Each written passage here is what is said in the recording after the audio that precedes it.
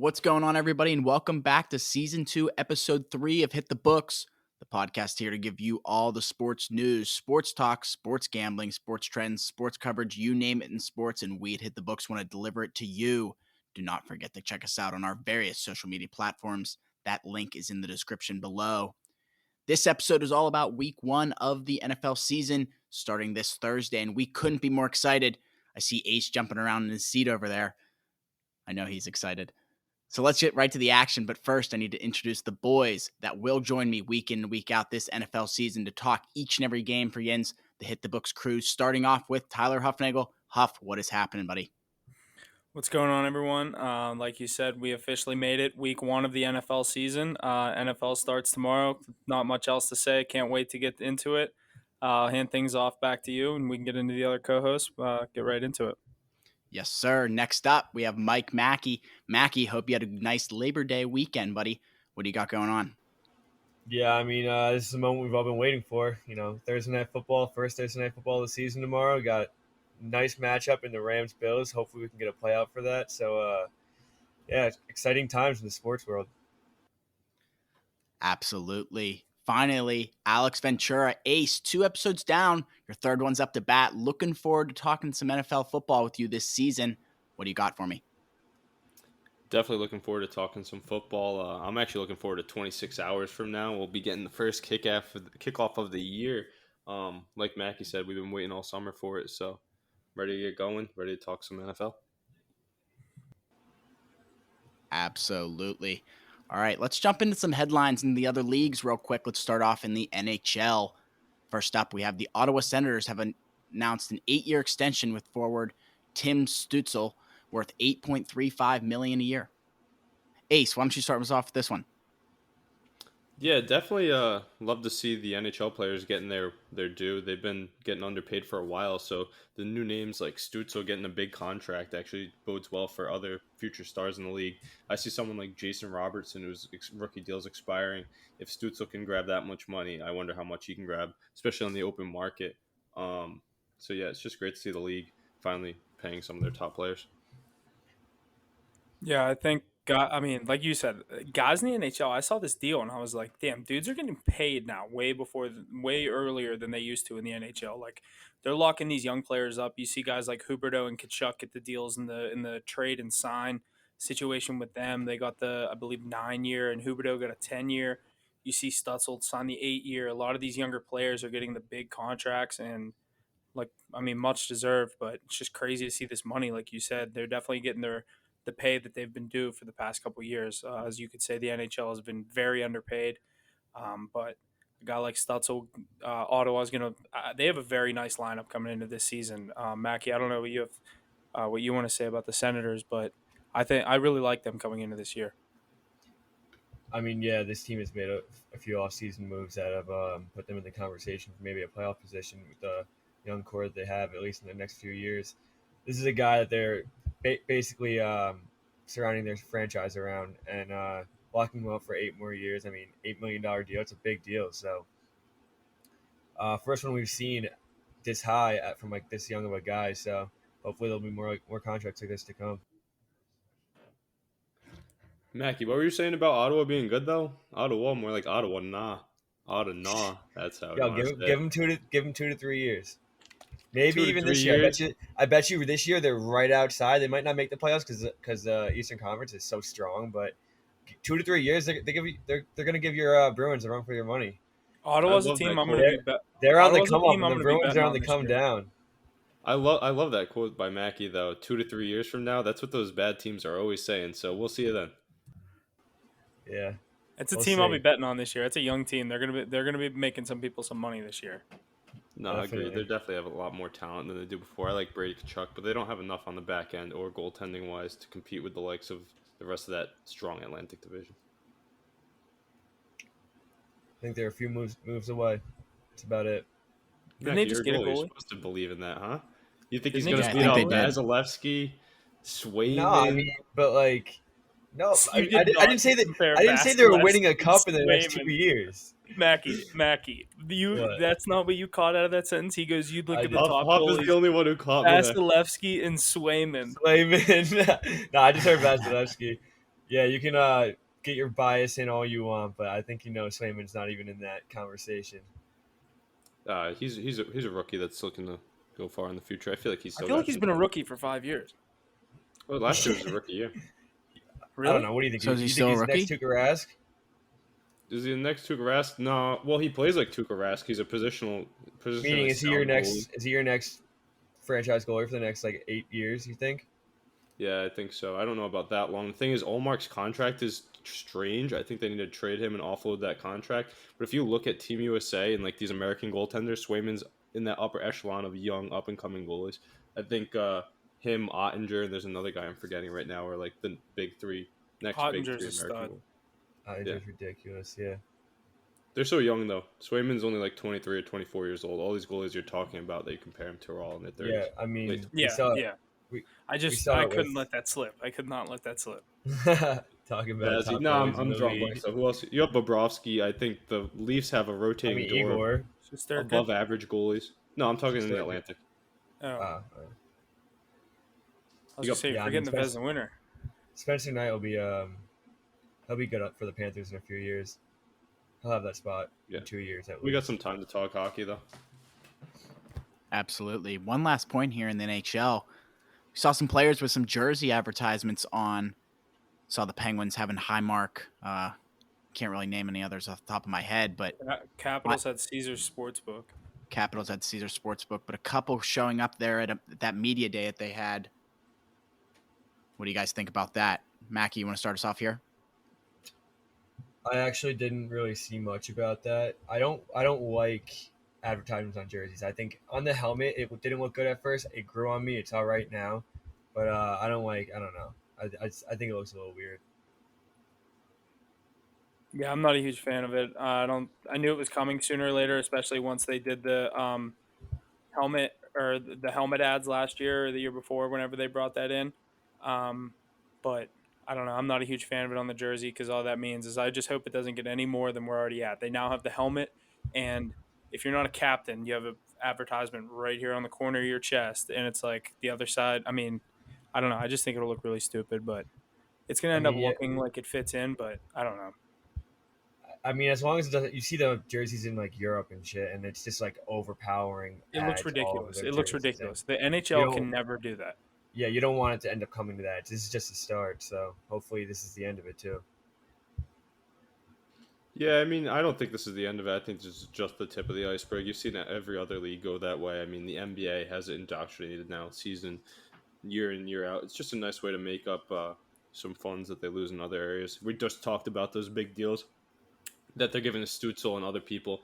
If you bring in more advertisement money in the likes of that, you can start seeing cap go up and pay more players that way. Because I don't know if you guys have seen these deals that they're talking about. Like these deals have been in the works for the NHL for a while. I think it's about like 2.5 to 5 million for just one set of jerseys advertisement. Say you just wanted the home or just the away, it'd be about 2 to 5 million depending on the team in the market for that advertisement alone. Yeah, I agree. I mean, it's a smart thing for the teams to do. Like, it's free money, but I don't know. From a fan standpoint, I don't know many people that are going to be like, yeah, I like how it looks. If only they can tie them in as well as the NBA does. Yeah. Right. Teams like the Harley Davidson on the Milwaukee Bucks, Bucks. and then I think there's a few others that fit well. Biofreeze in Portland. It's a little one for Jesse. It's a little weird. A little weird. Yeah, but Good if on they that. can tie it in and make it look clean on the jersey, I'm not against it.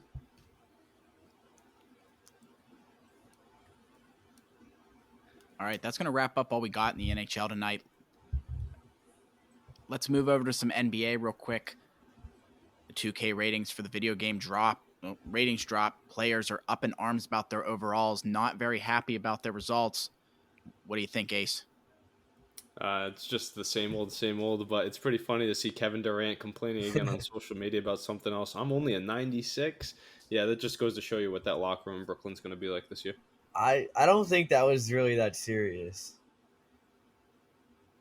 Yes Dude, and no. he also said like 99. Like, first of all, there's been like 5 99s in the last 10 years, and he sat out half the season last year.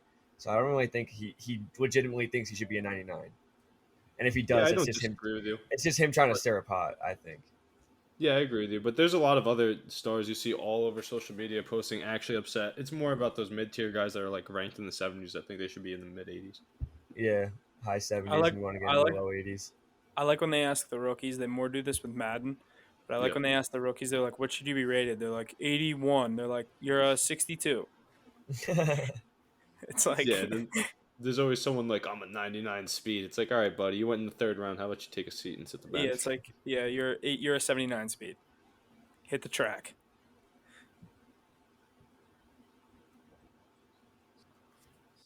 Good stuff there. Yeah, not too much in the NBA. LeBron James and his son spotted at the Ohio State Notre Dame game this past weekend. Pretty interesting there. Not too Then bad. he had a What do you visit. think, Mackie? Yeah, Bronny actually posted on Instagram an unofficial visit, I guess. His hashtag was not Not committed, but committed. That was so not funny. He was committed, like, yeah. I have to clarify this. Not Yeah, committed. he had to let everyone know. But yeah, I guess he toured the program and everything. I mean, you saw that coming, OSU, but Heck Yeah, yeah, you that's definitely funny. saw that coming. That's funny though. I think the media loves Bronny. They love oh my anything god, LeBron did you James hear the to eat up. chant? Yeah, we OSU want literally Bronny. the fans had a chant. Imagine that, dude. Like that's insane. And he's sitting Yeah, there just ignoring it, not even making a face towards it. there's a huge football game on between two ranked teams, but instead we're gonna worry about LeBron James' Yeah, we're high gonna have school a son. Bronny chant, a 17-year-old. He did look dope in that uniform, though. Yeah, definitely. Those Ohio State uniforms are so clean for basketball. Yeah, I'd be they so are. hyped if he goes to some school like that. Not necessarily one of the top The pedigree Blue schools Bloods. for He's gonna go to basketball like, itself. he's gonna go to like Duke. Yeah, he's gonna go to like. Yeah, He's not. definitely. I thought he was gonna go to Duke, but I think since Coach K left, I don't think he's gonna go to Duke anymore. Where's your projection right now, off the rip, Mackie? Where's I he have going? no idea. Ohio State. I don't know. Off? That's I a don't good off really the pay rip. attention. I don't really pay attention to like high school basketball prospects. to be Bronny's honest. just so. Other than like UCLA, That's what Bronny's I was gonna say. other than UCLA, Uh, Braun is just so in with Duke. I think it would be Duke or UCLA. it was Yeah, plus Coach K though. It was Coach K that he was close Le- with. LeBron's playing for the Lakers right now. I could see UCLA big time. Yeah, but I could see him leaving LA. I don't know. Yeah, there's a lot of up in the air. He could follow his dad. He could do a lot of things. He's the type of kid to be like, "Oh, my dad didn't go to Ohio State, so I have to like keep that legacy going in Ohio." Cleveland made. Akron made, I think, actually. Let's move into some MLB real quick. Aaron Judge hit home run number 55 today against the Twins. He's now 7 away from the record with 26 games remaining for him this season. Very good stuff for Aaron Judge. What do you think, Huff? I think he's gonna get this record, Mackie. Don't you think? I mean, I just don't understand why people still pitch him the ball. Like, why are you throwing him strikes? Throw like if you're gonna pitch to him, throw it every single pitch outside the zone. I would never throw this guy a pitch down the middle of the plate. Even like on the corners, he's hitting it out. His power is just unmatched. And the Yankees. I want to see him. it is I hit want the to see him fan. break the record. Yeah, no, he's literally that entire offense right now. I can't wait until that team fizzles out in the playoffs and then he leaves in the offseason. Fizzles out. They're hanging on by a thread already. Yeah, they might not even. It's been a tough past couple weeks for They'll the get Yankees. there. They'll They get could there. be a wild card team. They actually probably will be. Ray's gonna win that division. 4 games back right now. Yankees are not anywhere close to being back. Rays are on a tear. I don't know. I just see it trending that way. I think the Mets are going to lose this division too. Braves have complete Braves. control. Yeah, right I now. was gonna say. I just think the Braves are so hot right now. I also think the Braves are the best team in baseball. I think they're going to two-peat. So I think they could repeat too. Oh, yeah, I was reading a lot about a lot of people liking the Braves again. They're a better team than they are last year, and they have that top 4 pitching. What's crazy is they lost Freeman, gained Olsen. Freeman, They're yeah. a better team. that team is for the next 8 years. They're going to be ridiculous. Yeah, I think they just got Mike Soroka back, or he's coming back this week as well. yeah, that team's loaded. Yeah. All right. Ohtani is the first player with 10 wins and 30 home runs in MLB history. Yeah, I mean, this is kind of just Ohtani. I mean, yeah, I mean, he's I mean, he's gonna break so many records because nobody else does what he does. And I mean, yeah, it's all impressive, but like, how many times can you really be like, oh, he should win MVP because of this? Like, it's No, I mean, I don't know. Like, if you're gonna give Look at- somebody a player like that MVP every season, then LeBron should have had it from 2012 to 2018. So exactly. it would get Who really is going to repetitive. Who is going to win Judge. MVPs in baseball? Aaron Judge, Judge. and Judge and Goldschmidt. Paul Goldschmidt. Yeah, but those are the two Goldschmidt's favorites. I batting would like choose. Goldschmidt's triple 340 crowns. right now. Goldschmidt's at Triple Crown contention. Yeah, he's having an unbelievable year. I Since saw I got someone. old I saw a age, pick too. for. I saw someone put $5,000 on the Cardinals to win it all.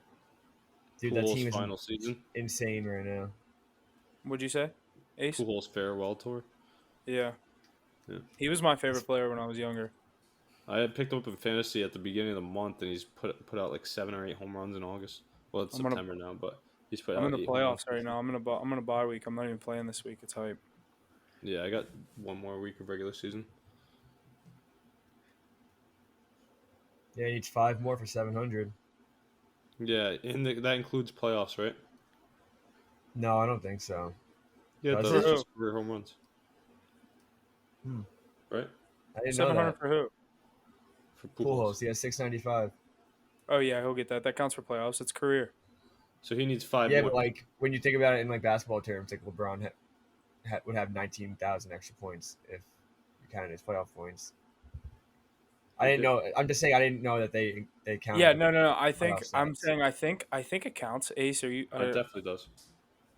I think it does. It's different for baseball because they're home runs and not just like buckets. That's what I mean. Yeah, it's not just like a 2-point. Yeah. Yeah, Every like 5 they're abnormal. Think about it. When you say career goals in hockey, you include playoff goals. You just I talk about genuinely playoff didn't know runs. that. I didn't know. include- Why do they I'm separate it for the NBA then? I'm looking it up. Yeah, can we get a stat verification in here? I actually postseason genuinely don't know. stats. So We can only just ramble on about a certain topic for so long before we actually like know what the fuck's it right up. and what's wrong.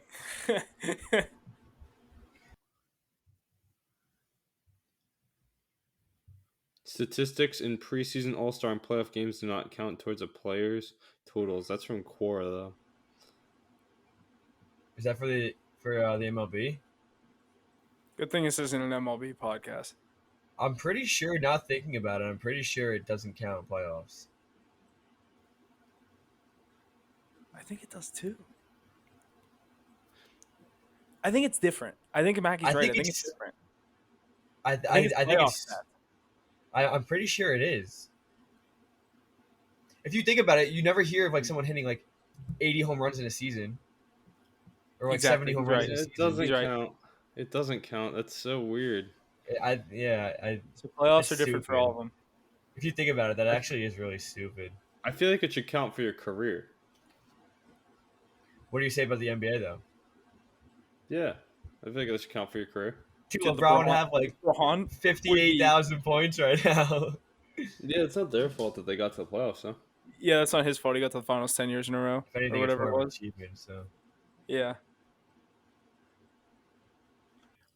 All right, let's move into some college football. First up, we got Georgia taking the number 2 spot from Ohio State on the AP Top 25 this week after embarrassing number 11 Oregon 49-3 on Saturday.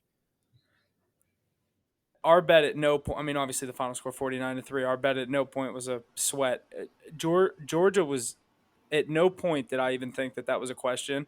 I was actually mad at myself. I didn't take the original spread of 16.5, and I checked it while me and Jesse were watching it. And it went to 19 or 20.5 to win by 21, and I was going to take it there again, and I didn't.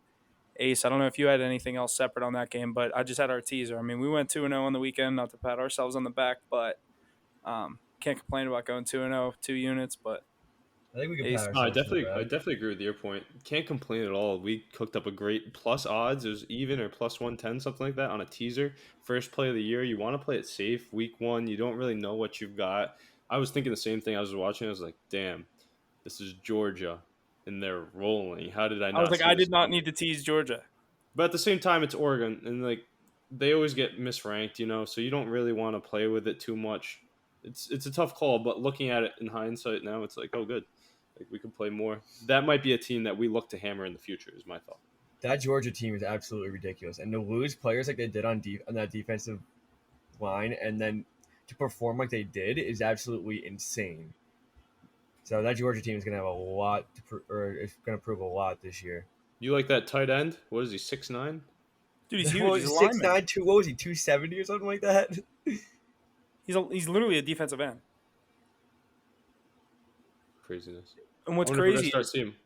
there I are wonder if we're three gonna start there are seeing him. three returning starters on the Georgia defense. 2 of them had turnovers on Oregon's first 2 offensive possessions. That's a veteran team for you, veteran players. But like I said, you think we're gonna start seeing more of those like 6'9" type players? Dude, if you start seeing 6'9" tight ends, I mean, you're gonna have to start seeing 6'9" linebackers. Who the fuck's gonna cover these guys? Yeah, it'd just be reversed. Then you break out the guys that are like 5'6", like JJ Taylor. And they'll be Yeah, he running just right he just under 'em. runs right around everyone, but he takes one hit and his career's over. He has CTE. It's just crazy to see these big men that can move. I don't think we've seen something like that in a while. No. I mean, 10 years ago, it was a freak to be 6'5" and move like that. Now we're seeing 6'8", 270 at the tight end position. You know what What are that they means? giving It's these just kids, a man? basketball player that wants to put the pads Yeah, on. where are they getting It's- these kids from? You're They're breeding from them, the you're NBA giving them programs. something from birth. That's unreal. Yeah, but Georgia, they're legit. Again, it's going to be Alabama, Georgia. I think it is too, 100%. I don't think Ohio State has it this year either. That first game, they looked. I mean, you had. I just know don't you think- guys took Notre Dame. We took Notre Dame too. So, I just don't think that Notre Dame is very good, and Ohio State didn't really do much to that team. I mean, I think it was a pretty even game to say the least. I think they're obviously the better team, and they came out on top as they should have, but I don't think either of those teams are top 5 teams in the country. Let's hold our breath a little bit, though. Obviously, Georgia, Alabama, everybody loves, but it's only week 1. We haven't seen them like matched up with other people yet. Let's see like the likes of Texas A&M and other teams how they fare against those Georgia and Alabama top dogs. I'm excited to see Florida. I think Florida is going to be a very nice team this year. I Great want to throw a comeback win by futures them bet the other on day that. on that Hail Mary. Was it Hail Mary they went on? No. I didn't watch the game. I know Mackey. Someone texted, "Do we like Utah?" And I on the just said, Final "I don't Four. like." I just said, "I don't like the SEC against the Pac-12." That was such a good game, and honestly, Utah blew it. But that Florida quarterback is elite, and he's him. Mhm. So That's what I'm saying, though. But it was so sketchy that it took them that much just to get by Utah. It's like, They're just Why? so good Utah's on a their. 7. They're so good on their ranked home 7. field. yeah, but they're not. Utah isn't. They're ranked that highly, They're a but Pac- they're not it's like Pac-12. Like Pac-12 SEC ranked teams are team. different. Come on. SEC. I'm pretty sure ACC. they were the 6th seed last year and absolutely murdered whoever played in the bowl game. All right, I'll just like to see how Florida does against Alabama and Georgia, but it is exciting to have another good SEC team out there. Good stuff. And quickly here, last point in the college football world. Pat McAfee will be joining College Game Day as an analyst as part of a new multi-year agreement with ESPN. McAfee will now be a full-time member of college football's premier pregame show beginning this Saturday, September 10th, as Alabama will visit the University of Texas. So good news for a guy here out of Pittsburgh and WVU. So lots of good stuff there for Pat. He's been killing it lately. Hoff, it's nice to see your boy, fellow Yinzer, get his due, huh? Yeah, dude. I mean, he's fucking killing it. I mean, I listen to his show every day, if not every other day, like 4 out of 5 times a week. I'm listening to him. I mean, he's the man. He's just so fucking entertaining. And like Yinzer to Yinzer aside, I know you want to hear me use that term, but Jesus. I mean, he's the fucking man. Like, he is adding value to everywhere he goes. You look at his show and what he's done over the past five years with his show and the amount of fame that he's gotten himself. He's with big companies like the WWE, you know, announcing and doing WrestleMania and SummerSlam, all these huge events, 2-0 in sanctioned matches, as he always says. But now you see ESPN coming after him on a massive long-term deal.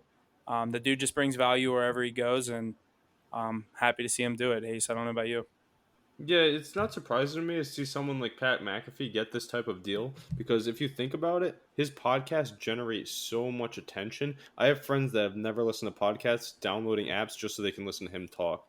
His social media content, people are attracted to him. They like what he has to say. Different. He does everything so differently. Like he always says, I've never been scared to give my opinion. I've never had an issue doing this or this. He truly does it his own way. And That's why he got to the top so fast. Yeah, like the thing is, he's the people's champion. If you think about it, he's from a hardworking town like Pittsburgh. It's a tough area. He's went to Morgantown, so he's just like everybody else. You've seen him chug a beer. You've seen him play on the football field. So he's somebody people can look up to and have a good time talking sports with. Mackie, you ever listen to him? Honestly, no. I'm not He's a big crazy. like. I I love don't him. know. I don't really like. I just, like, rip turn his on Pat episode. McAfee I show, just you know? I'm like, you listen to it every morning when you go to work, do you not? yeah. It's like a Not perfect- even it's on my like ride. I perfect listen to time. it when I'm sitting in my office. Like I just have it on. Yeah. I don't know. I don't know. No, not really. Yeah.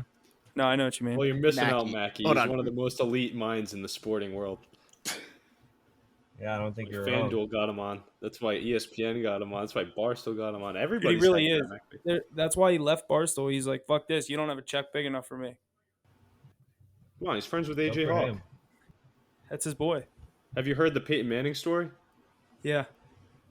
Look it up. That's a dude. He's just his show with like the cast he has. I don't know. AJ, I like AJ too. How he's just like so monotone and comes on the show. But yeah, McAfee to College Game Day, back to College Game Day. I should add. He was on it a couple years ago. Going to be electrifying this Saturday. Bama, Texas. He's going to be there.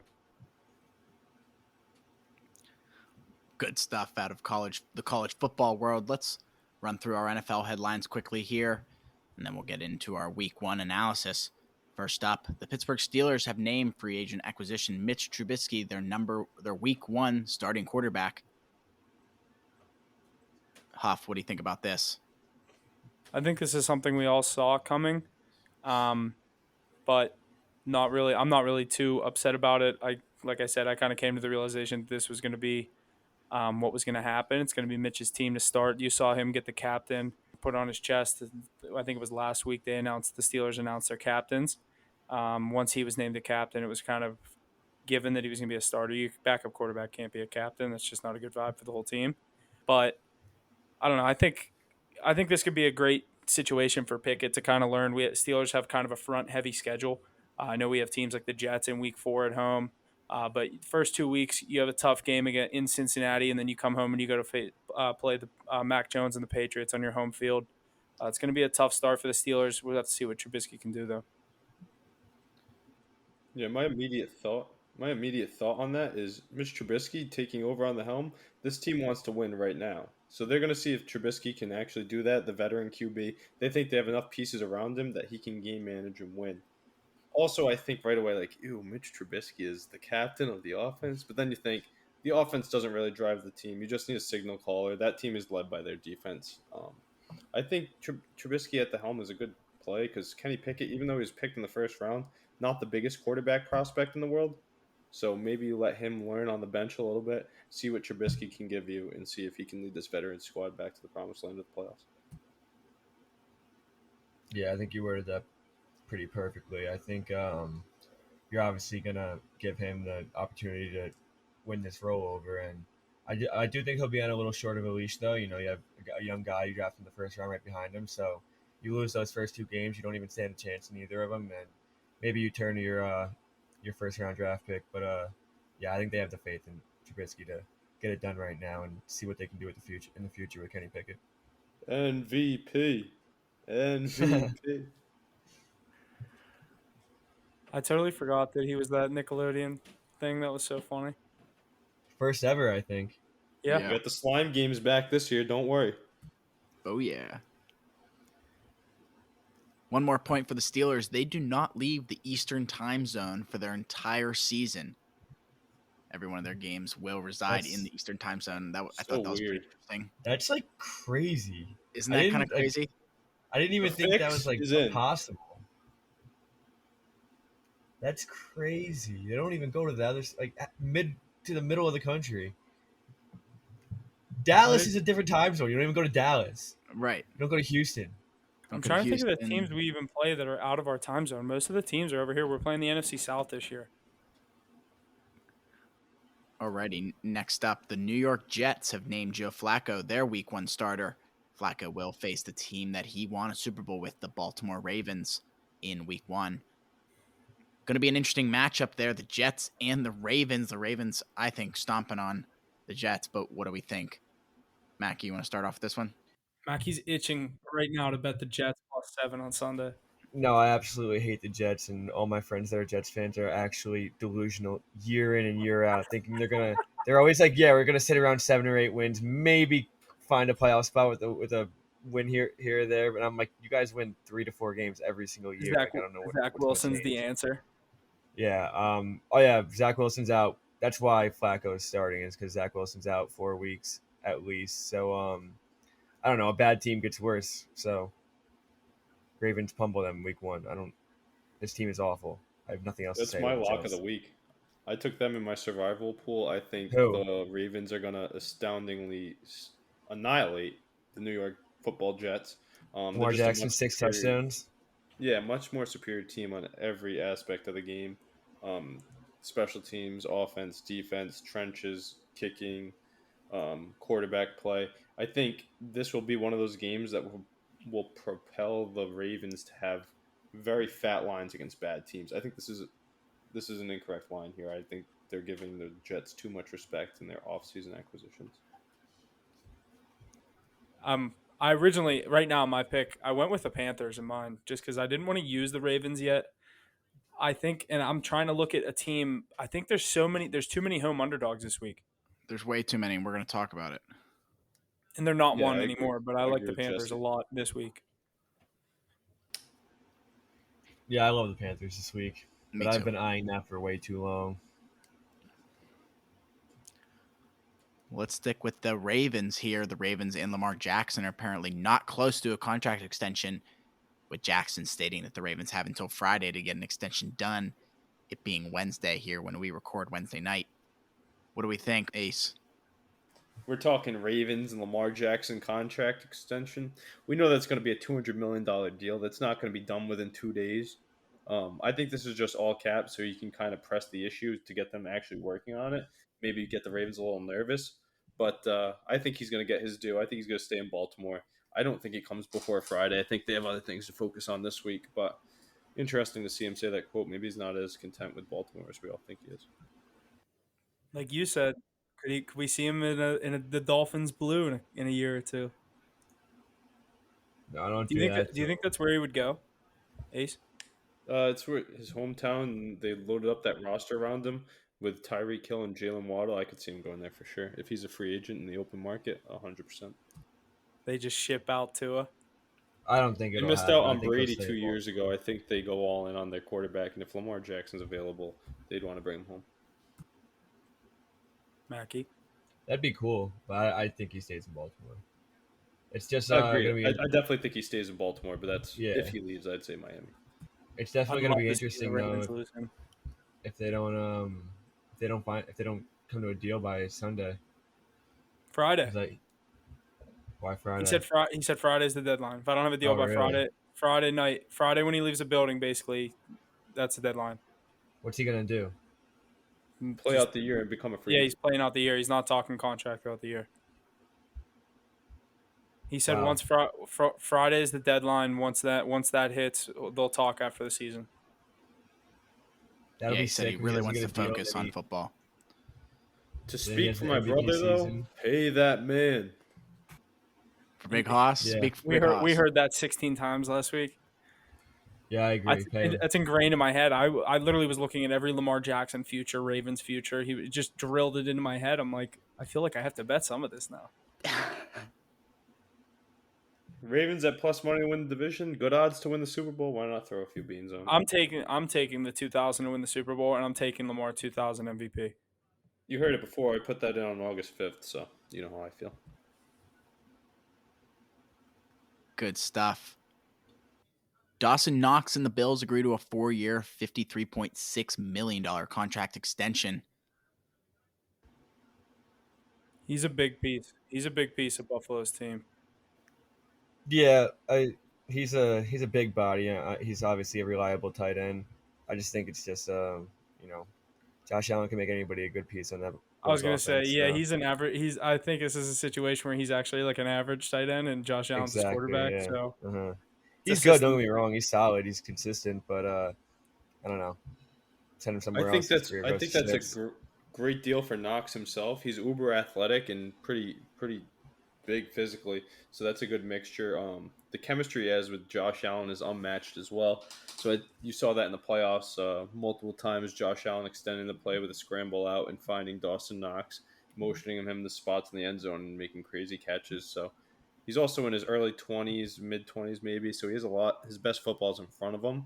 The only thing I have a question of is where is all of this money coming from? I think they're just printing it up in Buffalo. They have all of these guys: Stephon Diggs, Josh Allen, Tremaine Edmonds, Tre'Davious White, and then you have to go pay. They just gave the Von bag Miller. to an old Von Miller, right? And now you're paying Dawson Knox. How are you going to keep guys like Gabe Davis and the other The names salary on cap defense? in the NFL does not exist, and we've seen that over the past couple of years with the Rams and the Bucks. How are they doing? They're just pushing this. It's the cash over cap thing. They keep like I've heard that term so many times on every sports like media outlet that I watch or listen to.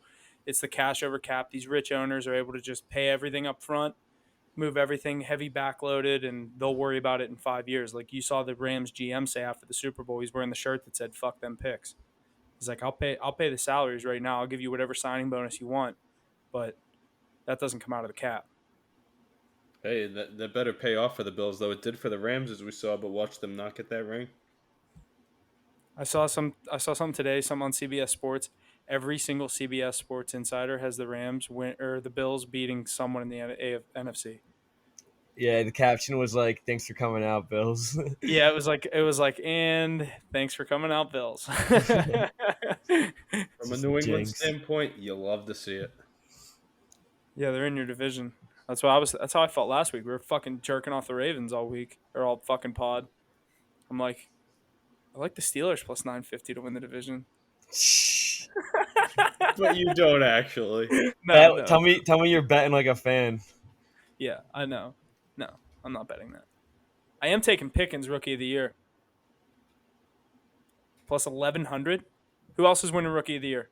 Too many mouths to feed, and like we said before, an inept quarterback, even if they put in Pickett, will not get the job done for. Who's going to win Who has, Rookie of the Year? who has the best odds, Huff?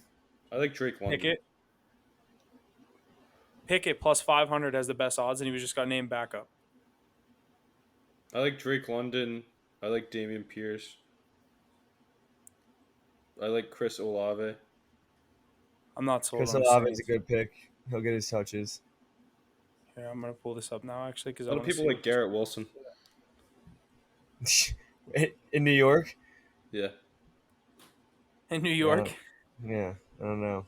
A team, somebody on the Jets could win anything. FanDuel Rookie of the Year, Pickett plus 900, Pickens plus 900, Damian Pierce 11-1, Olave 11-1, Breece Hall 12-1, Sky Moore 12-1. Yeah, Breece Hall's a good pick. Everyone's real high on him. I had Najee last year. I got to go with my boy again. Next up, wide receiver Emmanuel Sanders announces his retirement after a 12-year career. Good career for that man. Alrighty, that's going to wrap up our headlines for this week. Lots of good stuff out of all the leagues. But it is time for our week one analysis of all the games in week one of the NFL. I got some trends to start us off real quick here. For the week, the Buffalo Bills enter the regular season as the favorite to win the Super Bowl at plus 600. The first time Buffalo entered a year as the betting favorites since doing so in 1991 and 1992. In week one, there are 10 home underdogs, the most such games in any opening week since the NFL moved to a 16-game schedule in 1978. Road underdogs that did not make the playoffs the previous year are 73, 46, and 4 against the spread in week one. The Steelers, the Giants, and the Jaguars fit this category this week. Very excited for week one this week, boys. Let's jump right in. First game, the Buffalo Bills at the Los Angeles Rams here on Thursday. The spread coming in at minus 2.5 in the Bills' favor. Money line plus 126 for the Bills, plus 108 for the Rams. Over under sitting at 51.5. Ace, you want to start us off with this one? Definitely. That's a crazy line to me, considering the Rams are on their home turf after raising the Super Bowl, the Lombardi Trophy, less than 6 months ago. I know Matt Stafford's coming off of an injury and they lost the likes of Odell Beckham Jr., but this Rams team is still really good at home. You have Allen Robinson added in, Cooper Cup. They have all the pieces there, and Sean McVay knows how to use them. It's a veteran team that's coming in as an underdog. I think he's going to have them ready to go on their home turf. Aaron Donald and Jalen Rams are going to be eating. I like the Rams money line. If you're a little nervous, throw it by that half a point for a +3. Yeah, I do think I'm with you right there. I like the Rams tomorrow night. I do think they end up winning the game. I don't think necessarily, like you said, 2.5. That's not worth it at all, in my opinion. But yeah, give me the Rams. I think the defense gets the job done on their home turf. I guess I like the Rams, but the line movement's kind of getting to me. And being a sports gambler, I pay attention to things like this. This line opened at the Rams -1, and now they're +2.5. So I don't know. Maybe they know something we don't, but I do like the Rams here. I mean, defending champs on home turf. I don't know how you could get a team like this at plus money, but I like it. Game screams over to me, though. 51.5 with those two high-powered offenses. What do you guys think? What's the over set at? 51.5. It keeps dropping. Yeah, it does. I saw 53.5 the other morning. How about this? The total has gone over in 8 out of the last 9 games between these clubs, as well as actually the Rams have won and covered their last 5 straight season openers. Interesting. All right, maybe something coming out of that game from us. Make sure to check on our social medias for any picks on any games this week. Next up, the 1 o'clock games on Sunday. First up, we have the Steelers at the Bengals. Bengals coming in as the favorite at -6.5. The money line is -280 in the Bengals' favor, and the over/under set at 44.5. The Bengals are 6.5-point favorites. Like I said, the loser of the Super Bowl has faced a tough time getting over their hangover in week 1 of the following season, going 4-18 against the spread since the year 2000. The Steelers are 47-26-3 against the spread as an underdog under Tomlin. This makes Tomlin the most profitable coach as a dog since 2003. And last point here, the Bengals covering 7 straight conference games. Ace, what do you got? Yeah, the stat that jumped out to me that you just mentioned was the Super Bowl losers hangover in their opening game. However, I'd like to pose this question to you. How many of those teams actually got better in the following offseason? I think this Bengals team grew a lot with the signings they added to that O-line, which was very prevalent in the loss to the Rams. They added on the defense. They plugged up the holes, and they added talent on both sides of the ball. So I think the Bengals come out hot. They end that current streak of 8 of the last 9 Super Bowl losers, dropping their opening game the following season. I think the Bengals come out behind their stud and Joe Burrow and grab the win this week. I like 6.5 points too. That's not a lot for a Mitch Trubisky led team to lose by. I like the logic there, but I kind of like the Steelers here. 4-18 is a trend that's hard. It's hard to fade something like that. And you're right. The Bengals did fill in pieces that they were missing, and they did get better. But this is a line that a lot of people look at and they see 6.5 points. They're like, that's not a lot, but then you don't really think about how good that Pittsburgh defense is. And it's going to come down to who scores the first points. If the Bengals come out as they expect, as everyone is expecting, and clearly, like Ace said, he's expecting, saying 6.5 isn't a lot of points. I just, being a Steeler fan, Ace, I know you're a Patriots fan. Fans of teams like us, we rely on defensive ball, and going into a team like the Bengals that rely heavy on their offense in the passing game. I don't know if things aren't firing for Burrow coming into that game on Sunday. I think you could see the situation where the Steelers cover that game, win. It's going to be tough. Yeah, I think we see a cover here. I definitely agree with those points. Mac, you were thinking the Bengals cover too? No, I'm thinking Bengals win, but I do think the Steelers cover this game. Maybe a backdoor cover if it comes down to it, but I think an AFC North game, Bengals could win by a field goal. I agree with that take. I agree with that take. I think that Burrow's going to come out hot though at home. He's going to showcase that last year wasn't a fluke. Exactly. I do think the I think Steelers are there's going to put something up to more prove there. points than people expect. Trubisky with those receivers isn't a bad combo, but I don't think that they'll be able to keep up with Burrow and that high-powered offense. Can we I get like the a over in this game. score prediction? I think 27-23 Bengals win. That's funny, Huff. I was going to say 28-23. So we both say the over. I think the I was Bengals thinking, put up yeah. over 30. I'm saying So what do you 37. think? You think the Steelers get their points? No. Steelers are going to put up So you less think than it's like you think it's a blowout? I do. Interesting. I don't know. I've thought that way too many times about the Steelers, and they've come out and that defense has done more than enough to cover its spread. So I've been on the wrong side of it way too many times. I think I like the Steelers here. I think that team's gotten so much worse than they were last year, and there's so many question marks on the offensive side of the ball. With Mitch Trubisky as your captain of your offense, I don't know if they'll be able to get it done. I think turnovers plague them, and Burrow capitalizes early and often. Who's the captain of the Patriots? Mac Jones, the Pro Bowler, We're getting personal. didn't back up We'll see Josh how- Allen last year. We'll Who's see the captain kind of of the sophomore Cowboys? slump he goes through week 1. The captain of the Cowboys is whoever beats them in the playoffs in the first round. Oh wow. Okay. Right now it's Debo. It is Debo. Debo can own us. I don't care. You could say that's the only person you could say it. Yeah, but I do like the over in Pittsburgh, Cincinnati. All right, good stuff. The next game up, we have the Philadelphia Eagles at the Detroit Lions. The Eagles coming in as the favorite at -3.5. The money line at -195. And the over/under sitting at 48.5. I don't got any trends for this one. Mackie, you want to start us off? Yeah, I think everyone's gonna look at this line and just like hammer the Eagles, and I think Vegas is begging you to do that.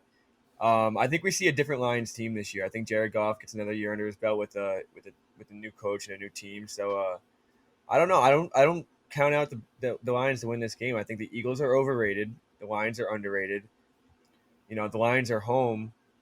I think we could see an upset here. We've seen the Eagles underperform week 1 multiple times. So I don't think it'll be anything new this year.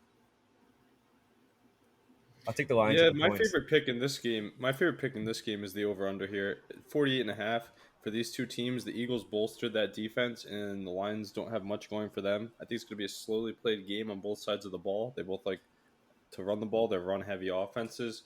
I think these two defenses keep the game at a low-scoring pace. I could see it going under 40 even. I'd hammer the under 40.5, 48.5. Alternate line. I could be Mackie, you might have convinced me here. I just think I don't know. I'm not sold on anything coming out of the Detroit until they prove me wrong. I'll probably be taking the Eagles -3.5 in this game. I think they end up winning by 4. It might be a little bit of a sweat more than I'd like, but it's still the Detroit Lions. They'll find a way to lose this game by 4 or more. Yeah, and I definitely see where you're coming from in that situation. I think it's the easiest thing to do here is just take the Eagles -4. But Exactly. Yeah, it's just like until they prove it, you know what I mean? I'll lose 1 for them to prove me wrong, but they got to prove me first. yeah,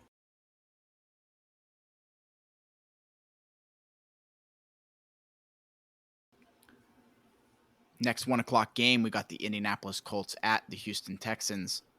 We got the Colts coming in favored at -7.5. The money line at -340 and the over/under at 45.5. The total's gone under in the last 5 games between these clubs.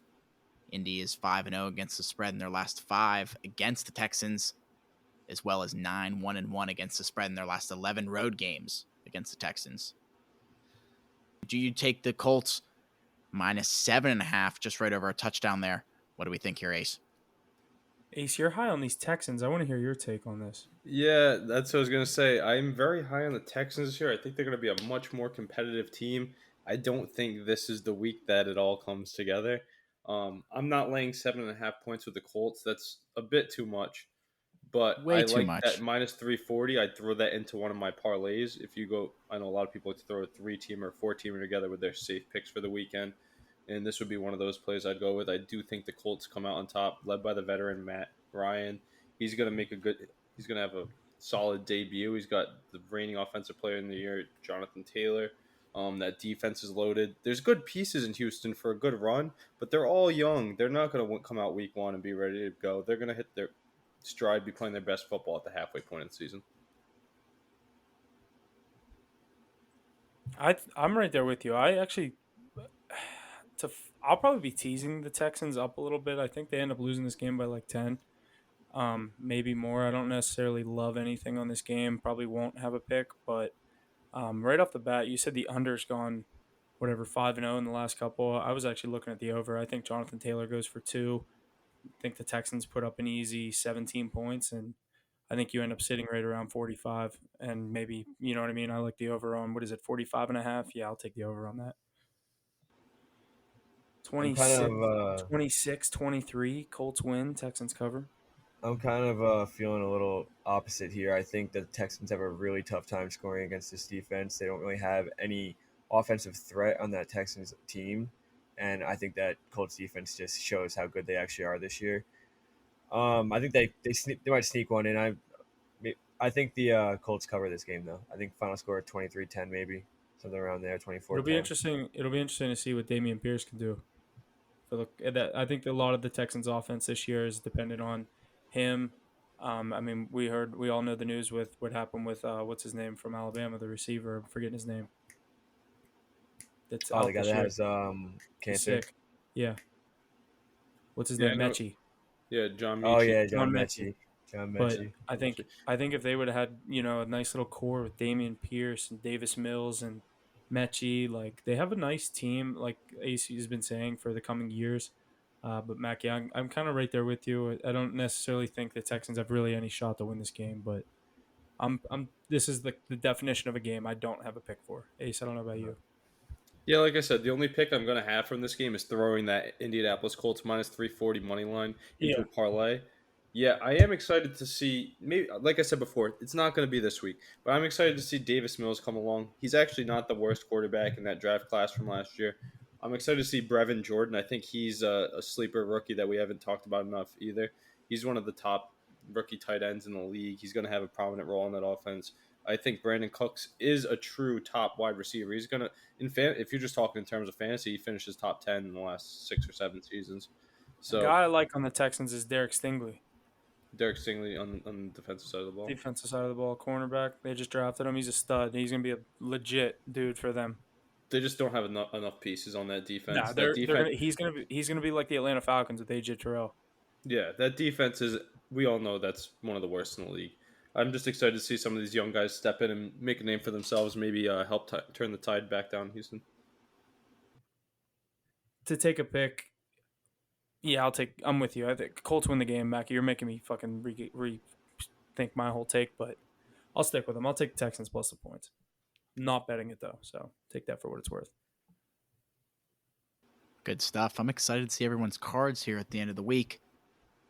I'm pretty indifferent about this next game, the New Orleans Saints at the Atlanta Falcons. The Saints coming in at minus 5.5, the money line at minus 225, and the over/under at 42.5. Who wants to start off with this one? Mackie, you want to take it away? I do really like the Saints here. I think this is a good situation for them to prove what they have this year against a really, really weak Falcons team that has really nothing going for them except for a young quarterback in Desmond Ridder. Yeah, I don't know. This team is just they're a playoff team, I think. So, come out strong. They have a lot to prove. Teddy Bridgewater needs to have a good first game, good week 1. Jameis. Yeah, that was dumb. But Hey. Yeah, you're right. Yeah, Jameis. Jameis is back. All right, my bad. Cut that out. But say Jameis. With Jameis Winston, but what did he say? I'm all lost. He said Teddy Bridgewater needs to have a good first game. I knew it was Jameis too because I was going to talk about his mistakes. And Drew Brees, I was going to talk about his mistakes Katrina too. in New Orleans. They're all going to be at it. Yeah, I think the Saints cover this game here. I think they get away pretty easily here.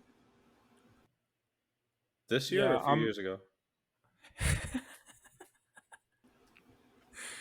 You if guys got Drew me all Brees can fucked throw, up. if Drew Brees can throw for 350, Dude, they should get Reggie Bush 25 plus touches this week. They might get back to the Super Bowl. Darren Sproles coming out the running back committee. We're just gonna hand the ball off to the little guy. It's Saints all will going get to the come job. down to the Bush Sproles tandem when they play the Eagles and Brian Dawkins in the NFC Championship. All right, keep it going. All right, but I'm with you. I like the Saints this week. There was certain situations throughout the offseason I thought the Saints could lose this game week 1. I just don't think the Falcons have much going for them. I'm right there with you. I think Mariota struggles. I'm not too big on many of the skill positions in Atlanta. I think Cordero Patterson's a nice piece, but he's not even like a real running back. So for him to be your starting running back isn't necessarily like the best option. There's definitely worse options. He had a hell of a year last year, but yeah, I'm set with the Saints -5.5 on this one. I like -5.5 a lot. I know the Saints have lost a lot of pieces. They've gained some on the offensive side of the ball. I think they should be able to cover that spread. It's not too big of a line either. The Falcons don't have much at all. Huff just said it. Like, they don't have really anything. The only thing that I'm excited to watch on that team is Drake London and then the unicorn Kyle Pitts. I think Kyle Pitts emerges as potentially the top tight end in football after this season. But yeah, they're not going to be able to get the job done. This game is way too balanced on the other side. The Saints can cover 5.5. Do you have Pitts over Kelsey by the end of the year? What'd you say? You have Pitts over Kelsey by the end of the year? Yeah, I think statistically maybe not, but we'll see that Kelsey's going on a downward trajectory of his career and Pitts is going up. I just think Pitts sees so many touches in that offense too, if he can stay healthy, right? What's crazy is he had, 1 touchdown last year? Yeah, did he play all year though? That's such a bad team though. He's in one of the worst spots, but you'd think he what's funny is he had 1 touchdown last year and it was in London. Everyone says he doesn't have a touchdown in the NFL in America. Yeah, he's not wrong. Yeah, especially with the way Jameis Winston played to start the year last year. He was rolling so much before he went down with that injury. What do you think about that? You think he starts off hot again? He's got Thomas, Olave, and Landry. I think he has the weapons. Kamara, you know what I mean? Like you said, the rookie receiver, Olave. He definitely has the options down there. So got Michael Thomas back this year new too. Piece like Jarvis Landry, Michael Thomas, Olave. They definitely have options down there. That's an open division. They're +300 to win this division. Well, I've heard a lot of people over the past couple of weeks start to creep up on how high or their opinions on the Saints and say that maybe the Bucs don't win this division. People are saying the Saints at +300. I don't really see the value there, but if you do, take it. If not, you can sit in the corner with me and have the Bucs. But I'm not really too high on the Saints division odds. But this week I do like them -5, Mackie. Here's the thing: do you see Jameis cutting down? I mean, we've seen his mistakes in the past. How he is so inconsistent with his passes and how he makes so many mistakes with the ball. Do you think he cuts down on his mistakes? He'll have a turnover. Do you think it's as bad as it's been, or do you think that's something that he's worked on? Because I feel like that's all he's really had to work on in his game to make him an above average quarterback. We've seen that he can throw the ball. We've seen him put up 30 touchdown passes in a season. So I think he has it in him as long as he can cut down on the mistakes. I think he does too. It just depends on the mistakes, and I think he has more options this year than ever. So it'll be interesting to see what he can do with a guy like Kamara coming out of the backfield. You don't have as much pressure on the passing game. You didn't have really a legit running threat in Tampa Bay. And now you're not scared to check down to your second and third options at the receiver position. So exactly, he has 3 studs at the receiver position. So I agree with both of you. The only thing I have to ask is, does the name Dennis Allen ring a bell? No, that's their head coach. They don't have Sean Payton anymore. So that's the one thing that we have to remember coming into week 1 for the New Orleans Saints in our futures bets. They're under a whole new regime. First year with a new guy. Winston coming off of injury. Let's pump the brakes a little bit on this team, but I do think they get it done -5.5 this week against the weak Falcons team. Ace, where's that guy from? Head coach. He was an assistant. You could have told me. I'm pretty sure. I think it was an internal hire.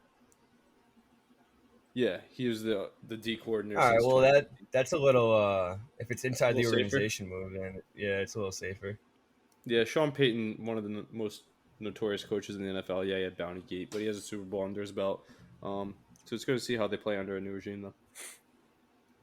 You remember him and Jameis dancing in the locker room last year? Sean Payton, guys, the guy's going.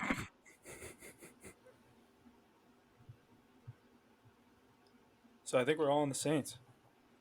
Yeah, I think the Saints are the move here in this matchup. Let's move over to the Baltimore Ravens at the New York Jets. The Ravens coming in as the favorite at -7.5. The money line at -330 and the over-under at 44.5. The only trend I got here is the Jets are 0-5 straight up in their last 5 games as a dog. So money line looking promising, but what do we think about the spread here? Also sitting pretty high this week at -7.5. Ace, you want to start us off here with the Ravens? Represent Big Hoss. Yeah, if you've been with us since the beginning of the podcast, then you know our picks on this one. We're all Ravens heavy this week, especially against a weak Jets team. We've been on the Ravens all year, so we're all excited to see them get going. I think Huff and Mackey, you guys can speak more on that. Yeah, I mean, honestly, I was gonna say I don't have too much to say on this one. Give me the Ravens -7. I think they win this game by 13, 14 or more. I think we already said everything we need to say about this awful Jets organization. So Yeah, Yeah, whatever Ravens. points you can get with Lamar Jackson, alternate spread, first half, first quarter, second half, whatever. Hammer the Ravens Ace, this game. Ace, that money line sitting at a nice price for a parlay booster too. What's it at? What's it, 330? Correct. Oh, yeah. Yes, -330. Right around that It's- same price as the Colts. You get a nice little Exactly, play yeah. with them and the Colts in there. You're looking pretty good with 2 safer bets. Looks like Ace is going to be having the can't lose parlay in his picks this week. Colts, Ravens, Niners +120. Who the Niners got? We haven't gone over that yet. That's coming up here in a few. Next up, we have the New England Patriots at the Miami Dolphins. The Dolphins coming in as the favorite this week at -3.5. Money line at -172 and the over-under at 46.5. The Dolphins are 15-5 straight up in their last 20 games as the favorite. The Patriots are 15-3 straight up in their last 18 season openers. And the Patriots are 2-7 straight up and against the spread in their last 9 games at Miami. Obviously, some of those stats probably taking into account some Tom Brady stats, but I like that Dolphin stat. What do we think here? Let's hear the bias. Yeah, Ace, just start us off here. Go ahead. The Patriots are sick. Don't get me wrong. This is a tough game to look at, though. I probably won't be throwing on this game at all, actually. Too many question marks on both sides of the ball. You have a whole new offense with an underdeveloped left-handed quarterback in Miami, new coaching staff down there. Yeah, Bill Belichick and Mac Jones were pretty prolific last year, but I think there's a stat about the Patriots in South Beach. They've lost so many games there. Patriots on the road against Miami just does not bode well. 2-7 straight up Yeah. and against the spread in their last 9 games at Miami. Yeah, South Beach isn't friendly to the Patriots, but I'm not sold on this Dolphins team, especially in week 1. And if you saw the quote that their coach put out today, what's his name? The guy from San Francisco that's down in Mike Miami McDaniel. right now. Yep, McDaniel, you said? Mike His quote McDaniel, was, yeah. We're either crowned champions week 1 or we're the worst team in the league, but there's always week 2. So that's an interesting quote to me. But like I said, not touching this game. Let me hear what you guys have to say. Yeah, like you said, a lot of question marks on both sides of the ball. I'd actually like to see both these teams play before I bet on either of them. You know, you got a lot of questions with the Patriots because a lot of people don't think they're going to be that good. But, you know, Mac Jones can have a great year, another MVP or another Pro Bowl year. So we see that, and this Patriots team could be pretty good. But going down to Miami, there's so many new additions to that team. So I definitely just want to see this team play before I want to throw some money on it. Get a little. Wait, Matthew, did you just speak MVP Mac Jones? I into didn't. existence? I didn't. I said Pro Bowl. I fixed myself literally in 2 seconds. We all heard it. We all. I said heard it. another. I said another. So Yeah, that's where I caught him. He said another. I'll pull the clip. last time I I checked, I didn't know Mac Jones had an MVP. But just wait. It's coming. My take on Yeah. this, I'm leaning Patriots for the familiarity factor. I think Belichick goes into Miami, ends up actually winning the game outright. I think the Patriots get the job. All right. Let's move up to the Cleveland Browns at the Carolina Panthers, or the Panthers coming in favored at -1.5, money line at -124, the Browns money line at +106, and the over-under sitting at 41.5, one of the lower ones here this week. I got a good trend for the Browns. The Browns haven't won a week 1 game since defeating the Ravens and Kyle Bowler back in 2004. They are 0-16-1 straight up in that span, forcing a tie versus the Steelers back in 2018. Yeah, I know me and Huff have been talking about this game for a very long time, and we both like the Panthers here. I think Baker Mayfield is a statement game. I think this Panthers team is a lot better than a lot of people think. So, having an even line here with the uncertainties going on in Cleveland, I think is pretty crazy. I think that Vegas is underrating the Panthers and Baker Mayfield's ability.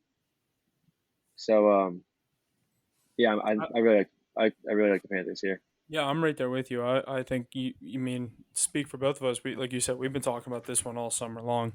As soon as Baker found his home in Carolina, I think everyone realized the week 1 matchup was Browns at Panthers. I think he defends his new home turf, gets the job done. I actually was able to grab my Carolina in a parlay, like a little one that I threw with a bunch of legs, but they opened up this game at like +120. Obviously, with all the question marks around the Deshaun Watson news, this was before the Panthers got Baker. So the line shifting now to the Panthers money line at -124. I'm big on the Panthers this week. I currently have them, like I said, in my survivor pool. I'm thinking about maybe moving that around, but I'm heavy on them. I think this is a good week to use a team like the Panthers. Ace, I know you. I don't know your take on this. If you got Cleveland or Carolina. Jesse, what were the lines on this game again? The money line for the Panthers at -124, Browns money line at +106, and the spread in the favorite of the Panthers at -1.5. Yeah, that's interesting. What do you have for the over-under? 41.5. 41.5. That's low. I was going to say, I think both of these defenses are a lot better than the offenses on both sides. The other interesting thing to look at is the quarterback matchups. These are two brand new quarterbacks and brand new systems. Baker struggled. He struggles against good defenses. I know Myles Garrett and the rest of that pass rush are going to be ready to go. I've heard a lot about DJ Moore. But those corners on the Brown side of the ball, we know how good they are. You have Jeremiah Owusu-Koramoah, right, on the linebacker that can match up well with Christian McCaffrey. It's going to be a tough game for me to pick, especially you can tell that Vegas thinks the same with the line. Give me the Panthers at home. Baker gets his revenge against his former team, but it's going to be ugly. I'd stick with the money line there. Nick Chubb's going to get the ball a lot this game. The Browns are going to play slow. Baker's going to get hit and hit often. But I think he does just enough to squeak out a win. You see a 3-point win here, something like that. McCaffrey, anytime touchdown, sitting at -130. I like that. Love that. If the Panthers That's win this good game, play. he gets 2. He's going to get a touchdown every game he plays in where he doesn't get hurt. The question is, you're betting -130 that he stays in the full game. I bet $100 on him on both or one of my fantasy teams that he's going to stay healthy the whole year. You and a lot of other people. It's potential. He's the best fantasy football player, literally, arguably ever. You have to take him. Like the upside on a guy like him is just unreal. Yeah, it's going to come down to turnovers too, though. If Baker can manage those, then they should be able to hold on and win this game. But if not, it might be trouble for him down in Carolina. I'm excited. I'm really excited for this game. Storyline aside, I think this is a great game. I think it's going to be Chubb and Hunt versus McCaffrey. Yeah. Yeah, it's a good way to put it.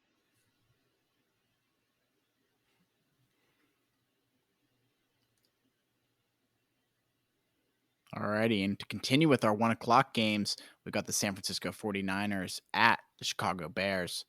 The 49ers coming in as our favorite this week at -6.5, the money line at -330. Again, another one there for you to add to your parlay there, Ace, and the over-under sitting at 40.5. I got some good trends for this game as well. The 49ers are 35-16 straight up and 29-21-1 against the spread with Jimmy Garoppolo as the quarterback. With all other quarterbacks in that span, they are 8-28 straight up and 15-21 against the spread. Justin Fields has played 4 games as a home underdog in his NFL career. The Bears are 0-4 straight up and against the spread, scoring more than 14 points. Oh, I didn't mean to read that. And against the spread in those 4. What are you thinking, Ace? Yeah, so that stat definitely jumps out to you about Jimmy Garoppolo-led teams being a lot better than non-Jimmy Garoppolo-led teams, as we have Trey Lance taking the helm here. But the thing I always think about is, who were those starters before Jimmy Garoppolo? They weren't a top 10 Alex pick. Smith, They weren't top 10 Colin pick Trey Kaepernick. Lance. They weren't Trey Lance with the pedigree that he has. He's supposed to come in and be an MVP potential game changer franchise player, right? Alex Smith was I the do- number 1 overall Alex pick. Smith and Colin Kaepernick were both very good for the 49ers. Alex Smith was the Yeah. number 1 overall pick. What pick was yeah, but he wasn't drafted by the Niners, was he? Yeah. That's a good point. Who else but how long ago was he playing before Garoppolo? I think he was Well, he had a Wait, stint in before Kansas City. Garoppolo? When Kaepernick was in San Francisco, Smith was in Kansas City, correct? Yeah. Wait, say that again? When Kaepernick went to the Super Bowl with the 49ers, is that when Alex Smith was a Chief? Yeah, Yep. because Smith got hurt in San Francisco and They moved Kaepernick to, came in. they went to Kaepernick. Yeah, because he lit it up. He was a beast. Wasn't That there was 10 people years ago. Isn't that between crazy? Kaepernick and No, Garoppolo? what'd you say, 10 years ago? No way, that was 2012. It's 2022. No, yeah, I know. I'm saying I didn't realize that was that long ago. Yeah, I that's thought what I'm you were saying. like, Isn't there quarterbacks between, like, for that stat, 8-28 in games without Garoppolo? Isn't that Mullins? that's like There's games 2 where years. like Mullins had to start. There's other quarterbacks that have had to come in for the Beathard. 49ers. Beathard, yeah, CJ Beathard. Mullins? Yep, you said that. There's another guy too, but that's what Yeah, I'm there's that's what another guy I'm referring to. forgetting. They had a few was- rough years in between, like, with everything that went on with Colin Kaepernick, too. So He said 8-28 though. That's 36 Who did games. That's like Garoppolo come in to 2.5. That's replace? 1.5 seasons. Who did What'd you- Garoppolo come in to replace? The Mullins Beathard gang, I thought. Was it just I them? think it was Mullins. It was Mullins. I'm pretty sure Okay, they we're had good. nothing. I'm pretty sure That's they had why they nothing paid going him. on. They had nothing going you're on right. in there. And he was coming but from I look. he was coming Go from New England, correct? Just a Yeah. backup position in New England. Yeah, it was when Brady was suspended and Garoppolo and Brissett went off that they got the bag in free agency. Everyone just thought Garoppolo was the next best thing sitting behind Tom Brady, and I don't think that's what it ended up being. So Garoppolo went to the Super Bowl and the NFC Championship, though. He didn't do bad. yeah, I know, but I also It was preached ugly. that defense and Deebo Samuel. So Oh yeah, it was ugly. I think he did the bare minimum to get there. Yeah, no, I agree. But like I said, I think Trey Lance has MVP potential. So I think they come out and roll that Bears team. That roster for the 49ers is so good. You can play bully ball. You can run the ball. You can pass the ball. You can pass up the middle. I know Kittle was listed as questionable today. First time I saw that. But that defense owns the trenches on both sides, and there's so many playmakers. The Bears have none. I like the Niners a lot here. It's another Yeah, I lock like of the week for me. Niners minus 6.5 for me. Yeah, I just think the Bears have nothing going for them, so I'll roll with you guys. Good stuff. Lots of good games this week. Let's finish up our 1:00 games with Jacksonville at Washington. The Commanders coming in at minus 2.5. The money line at minus 142. And the over-under sitting at 43.5. I got one trend here. Washington is 6-1 against the spread in their last 7 games against Jacksonville. So a lot of favor in Washington's favor. Huff, what do you think? Start us off here. I love the Jaguars here, actually. I'm forgetting the 2.5 points. I'll take them plus 120 money line. I think Trevor Lawrence comes out with a new offense, Christian Kirk, a Travis Etienne back in his backfield. Had mixed opinions on this Jaguars team's win totals and stuff like that, but I think this week 1 matchup is meant for them to start the season out 1-0. I think the new head coach in Jacksonville, Doug Peterson, gets his first win as a Jaguar week 1 this Sunday in Washington. Huff, I definitely agree with you. When I was looking at that game, I also love the Trevor Lawrence led Jaguars there. I know that's not thing to be in love with, but they have a Yeah. lot of potential, that offense. You have Travis Etienne, you have But you James got to look at who Robinson. I they're think this- playing too. You got to look at who they're playing too. Yeah, Trevor Lawrence is he's better than he's supposed to be, at least. He's supposed to be Yep. good enough to beat teams like this. So I'm riding with him. He has a real coach now. He has his buddy ETN with him, nice and healthy. They've got some playmakers on both sides of the ball. They have that top pick on defense. They're ready. Evan Engram, another guy that's not being talked about enough. Maybe the change of scenery rejuvenizes his career. I don't know. I like the Jaguars there, money line. Yeah, I don't really know how I feel about this game. It's tough.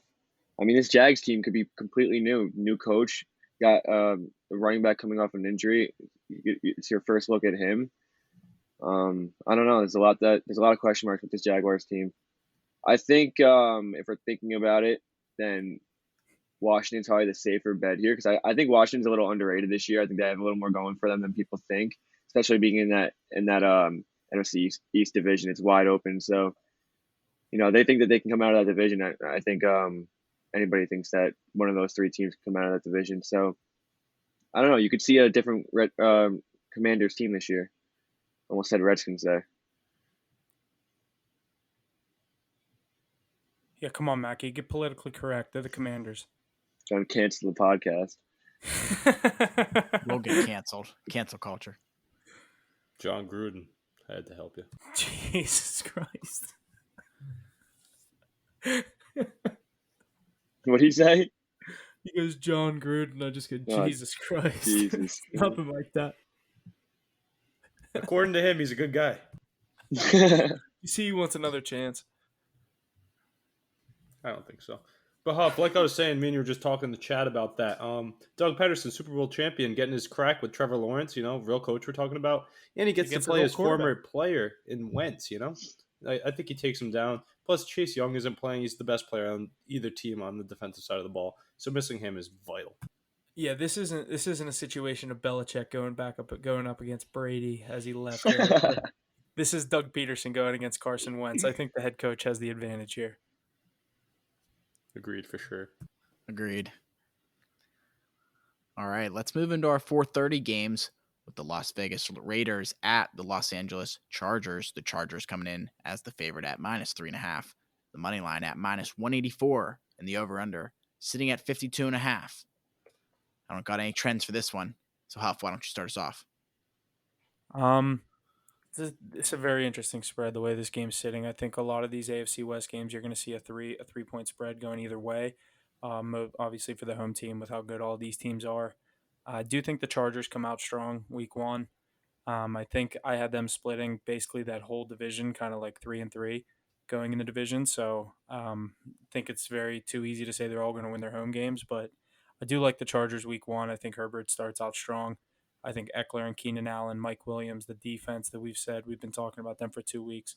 I think just the Chargers come out and have a great game. Ace, I know you've been high on the Raiders. I'm interested to hear what you have to say on this one. I got Chargers. I don't love the 3.5. I like the money line, maybe in like a 2-legger, or maybe tease that down, maybe get like a +1, just basically bet the money line.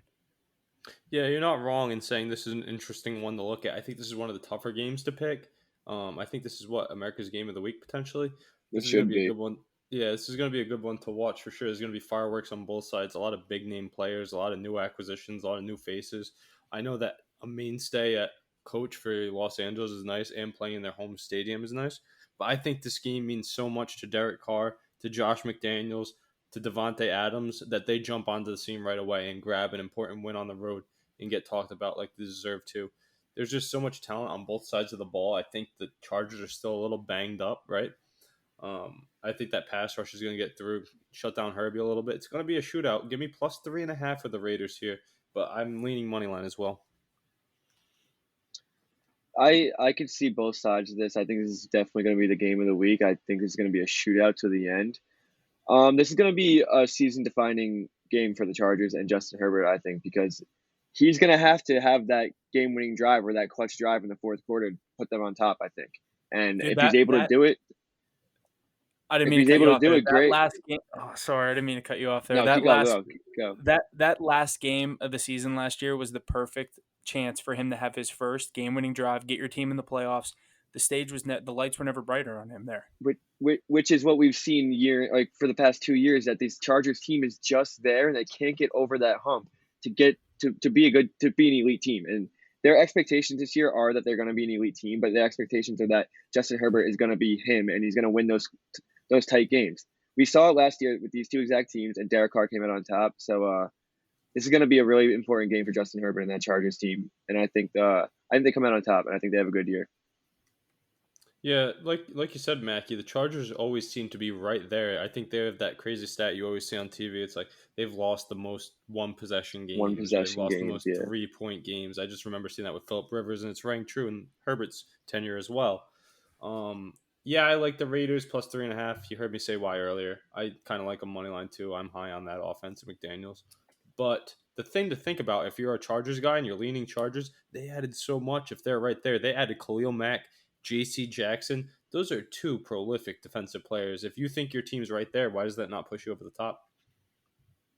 No, yeah, it definitely does. And that's why I think we see a difference this year in that Chargers team. And I think it does push them a little over the top. And you get another year under Justin Herbert's belt. And, he has caliber to have an MVP season this year. So I do like that Raiders team. I'm nothing against them, but I think this is going to be a really good game. I think the Chargers just come out on top at home. Good stuff. And this next one, let's jump in with Mackey's New York Giants at the Tennessee Titans. The Titans coming in at minus 5.5. Is that a chirp? I texted. I put in the chat. I said, "Go to Mackey first about his New York Giants." Look at the chat. I said Mackey's high on Daniel Jones this year. Mackey's high on crack. All right, go on about my Giants. The Tennessee Titans are favored in this game, though, Mackey. I'm sorry, at minus 5.5. The money line at minus 240 and the over-under at 43.5. Mackey, you taking the Giants at plus 5.5? I'm going to go to you first here. What do you think?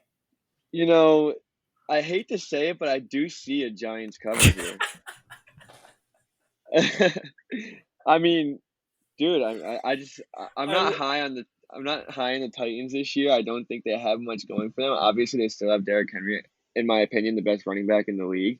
But that defense is pretty poverty, in my opinion. And maybe you see something out of Daniel Jones this year. So you got Saquon Barkley back fully healthy. So you got the running game that you got to worry about. So I don't know. Maybe you see something here. This is probably one of the worst games of the week, I think. I'm just kind of throwing something out there. Daniel I'm definitely not gonna. I mean, I'm definitely not gonna be betting on this game, but. Hey, Mackie, stay off the weed. Daniel Jones is terrible. They're gonna tank to get another top pick and go to that. Let me just specify that I never. We put him in. We cornered you there and made you take the Giants, and now we're just chirping. What's funny is that I thought about that on spot once you called them my Giants. I had to back them up.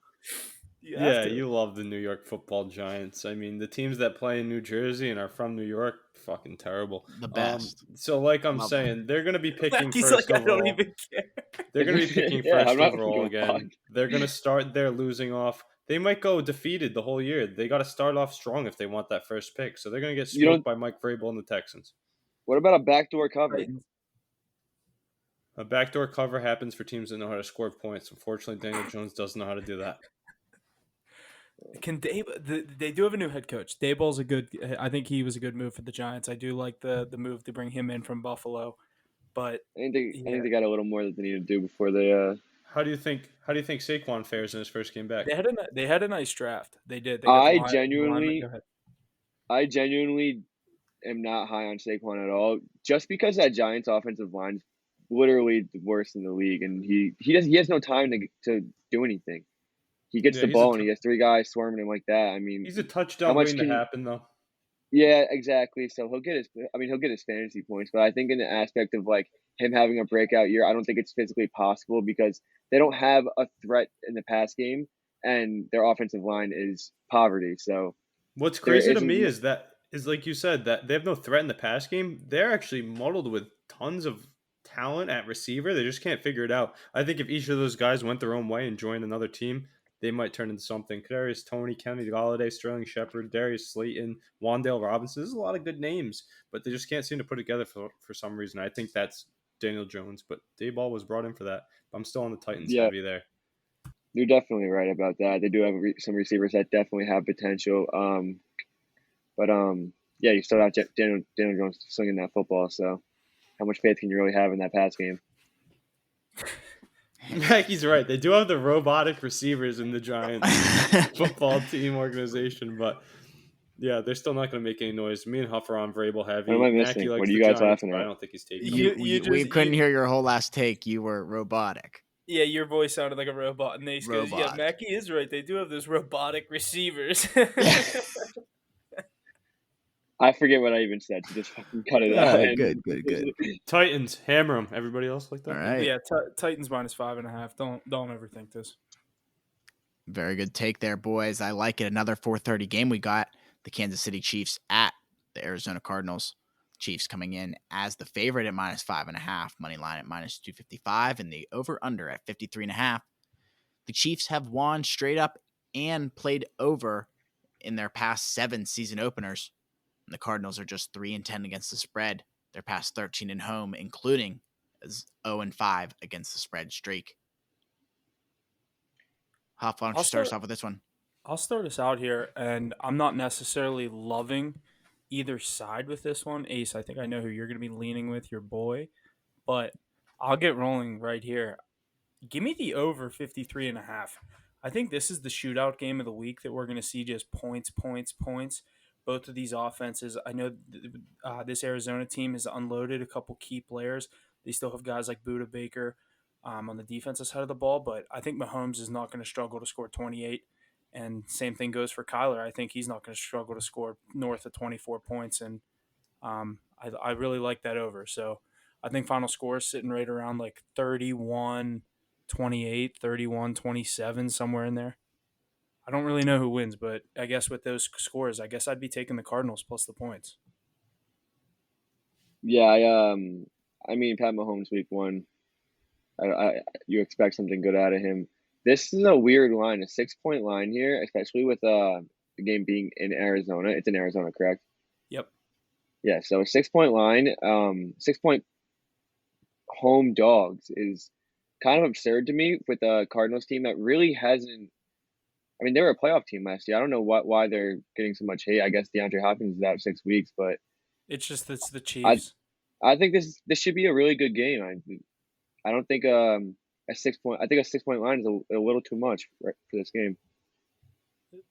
Mackie, how do you feel about that over under? I do like that over under. I think it's so high, which is sitting at 53.5. Yeah. Yeah, a lot of people are gonna be scared to take that, but can you hear me? Yeah, we're good. Oh. You're fine. We'll be screaming and moaning if you can't hear us. A lot of people are going to be scared to take that over 53.5, but I like it here. I think it's a shootout, like you said. Yeah, I agree with see what you got to say. I definitely like the over there. That's a great pick. Honestly, with two of the league's great young quarterbacks, I'd hammer that one. That's probably my favorite over of the week we've had so far. But at the same time, 6 points for a home team is always crazy, and for a playoff contending team, it's also pretty strange. So yeah, we're gonna rock the overs club like Huff said, but I'm gonna take the points with the Cardinals here. Give me them at home, the home birds, not the home dogs. Cardinals, a couple of birds. But couple of birds. 6 points at home. Kyler Murray, the new Call of Duty hasn't dropped yet. He's going to be balling week 1. A lot of trash on his name. A lot of people putting dirt on his name in the offseason. I have no clue why. He has Marquise Brown. He's going to be airing it out to him all day long. Him and Patty M are going to be going back and forth. But I think that Cliff and the boys get it done. A funny bet to take here would be to go to overtime. If there was one to go to overtime this week, it'd definitely be Kansas City, Arizona. Crazy line. Throw very lightly on it. But yeah, I like the Cardinals covering here, maybe squeaking out a win against Patrick Mahomes and the Chiefs. Is that overtime rule in effect this year, or is that next year? I think it's immediately. I think it is immediately right now. Yeah, I believe so. Yeah, 2022. Yep. This would be a cool game to go to overtime. See so them what shoot is it out real quick. New overtime rule? Both teams Both get a teams chance get to to touch the possess ball. the ball. What, touchdown or not? Yep. Okay.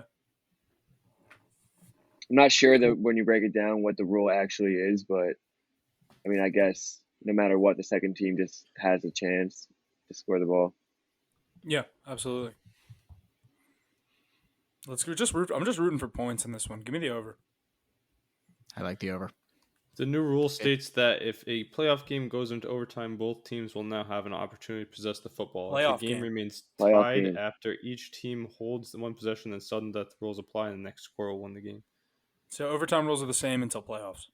That I think that's actually crazy. I don't know why they would change the rules for only Postseason playoffs. overtime rules have been changed. Yep. Okay. Interesting.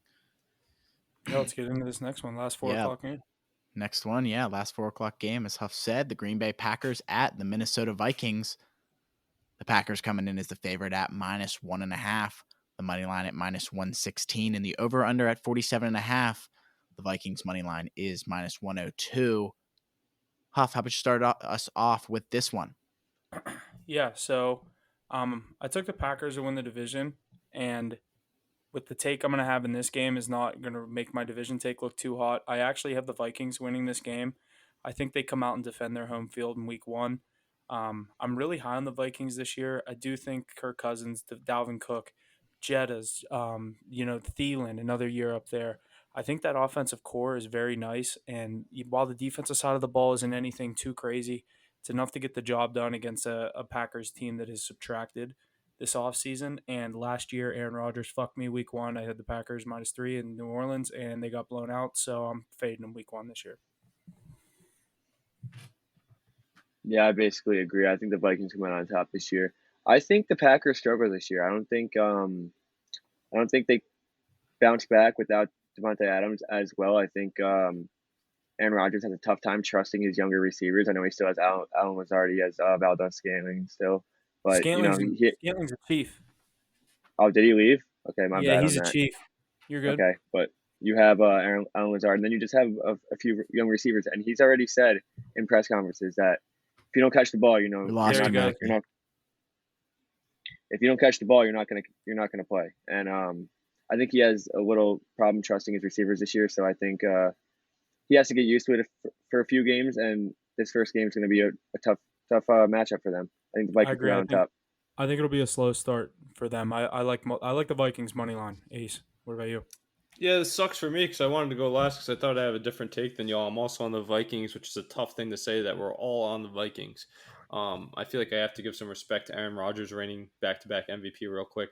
I know he's had a lot in the offseason, a lot of moving parts, not ready to go, and so they lost Zadarius Smith on the other side of the ball. They still have Aaron Jones. They have A.J. Dillon. We've seen Rodgers make every receiver he's thrown to relevant throughout his career, so it doesn't really matter who you have. They have a couple of early picks, like Mackie said, and Watson and Dobbs, or Romeo Dobbs and Christian Watson. It's just Dobbs.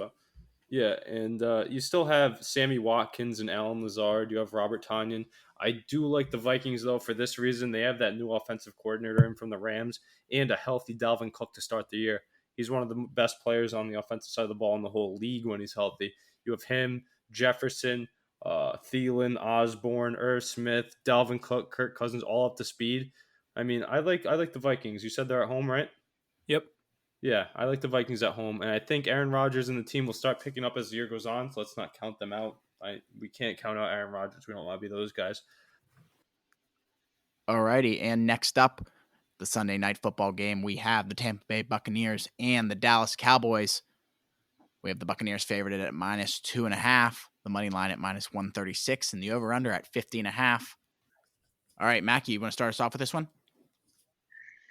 Yeah, so we saw this matchup last year, and the spread was a lot higher. It was at an 8-point spread, I think, and everyone kind of thought that Tampa was going to go out and smoke them, and I think it was a 2-point game. Bucs ended up winning, but Dallas at home here, I like their spot. I think it's a tough spot to come into against, a team like the Bucs who have so much going on. Tom Brady coming back out of retirement after not even really retiring, but I don't know. It's a good test for the Cowboys, who do have their own questions this year.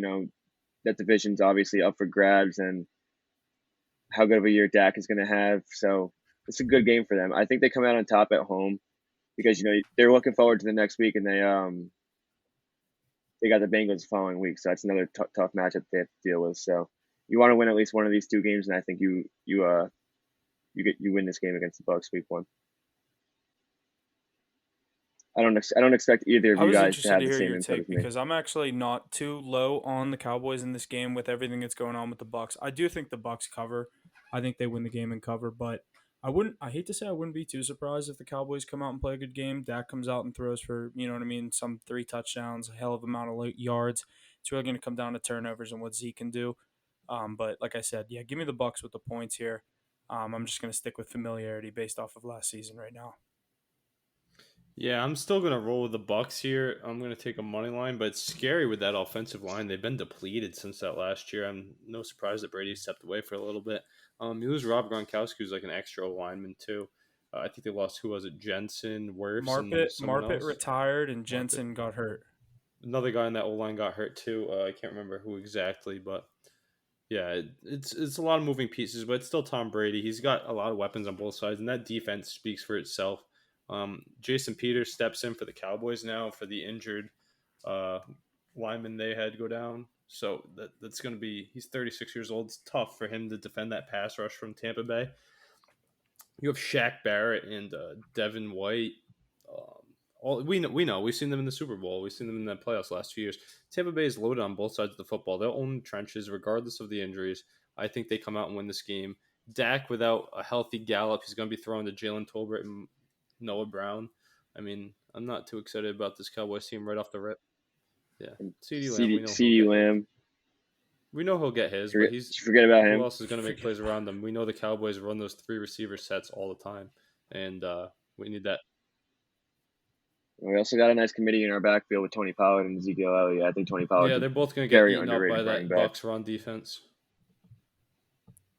One of the best run defenses in the league. They have 3 guys in the backfield as the time the ball's being snapped. I mean, I like the Cowboys a lot too. I'm high on them. I have them to win the division. Obviously, I put that in earlier in the year, but this is just not a great matchup for them in Week 1. I don't think. All 3 of us defend our teams so hard. Trayvon Diggs, it's great. We did see this. The Bucs team is relatively the same. Good thing you cut out. That's what Trayvon Diggs is going to do when he's covering Mike Evans this week. So he'd be like, "Oh, he's right there," and now Mike Evans is in the end zone. I actually hate Trayvon Diggs, and I think he's the most overrated player in the NFL. The worst part is though, he's the second best player on your defense. I don't think that's true either. He's just, he was rated 36 in It's crazy that you're a Cowboys fan and arguing against Trayvon Diggs. I agree that he's not as good as everybody thinks, but pick sixes and turnovers, they speak for themselves. Dude, like, look, if you watch his game, he gets burned so often, and like, yeah, he makes up for it with an interception here or there, but like, how much does that actually do? That's what I think. Give up touchdown after touchdown. Turnovers are more important. His one-on-one coverage is actually. Yeah, I do. Turnovers lead the points every time. It's all scheme too. Yeah. If he's that good of a corner in that, why wouldn't you give him help over the top, right? Let him take his chances. They have Mike McCarthy as a coach. He's one of the worst coaches in football. I don't understand why they brought him in. I gotta get rid of him. It's funny that Cowboys fans hated Jason Garrett, and then they get Mike McCarthy, who lived off of Aaron Rodgers. No, the thing is, Cowboys fans didn't hate Jason Garrett when he first got there, and we had Tony Romo in that system because he was really good when he first got there. I'm just saying he was. I think he was pretty good in his first few years when he had Tony Romo and that team, that old team that they had, and he was that coach for. All I was going to say is you don't know what you got till it's gone. Jason Garrett wasn't as bad as they thought, and now they turn it over to Mike McCarthy, who lived off of Rodgers with that Super Bowl. Not a big fan of him. I think the Cowboys are a good team, but they don't get it done this week against the Bucs and Brady.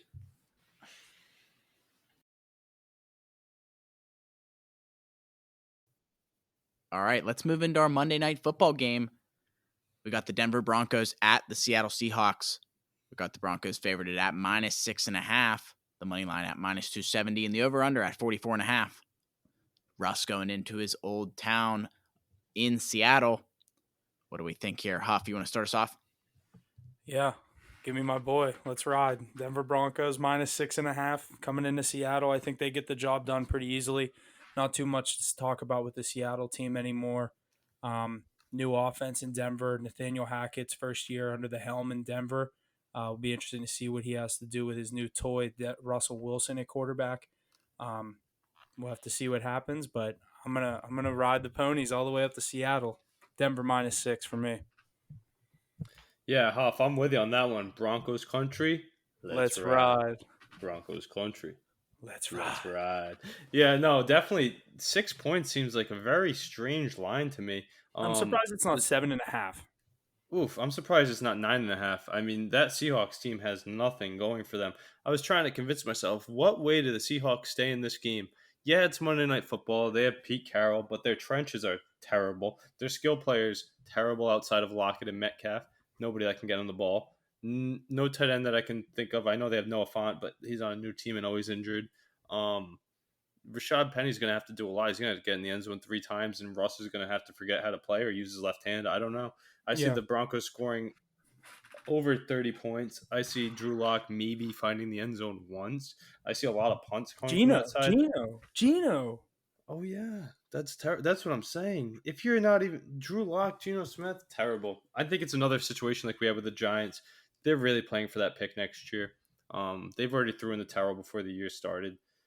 Penny's going to come out hot, but like me and Huff were talking about, they're going to run the game slow so that over isn't something I would want to touch. Even a team total over I wouldn't want to touch, but I do like the Broncos with the points. They're going to beat them by multiple touchdowns. Don't get it twisted. They'll find the end zone at least 3 times. I'm going to say 3 to 5. Seahawks will be lucky to touch that paint once. Yeah, give me Denver -6. I could see the score being there like 34-10. Yeah.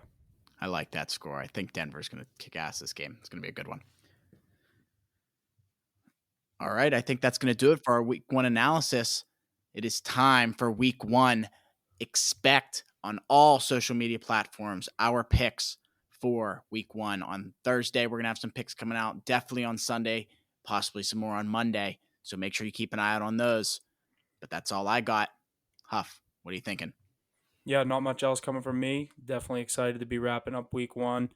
Now it's just time to watch some football this weekend and make some money. So stay tuned to all the social media platforms. Going to have all the picks coming out by noon on Sunday for the Sunday slate.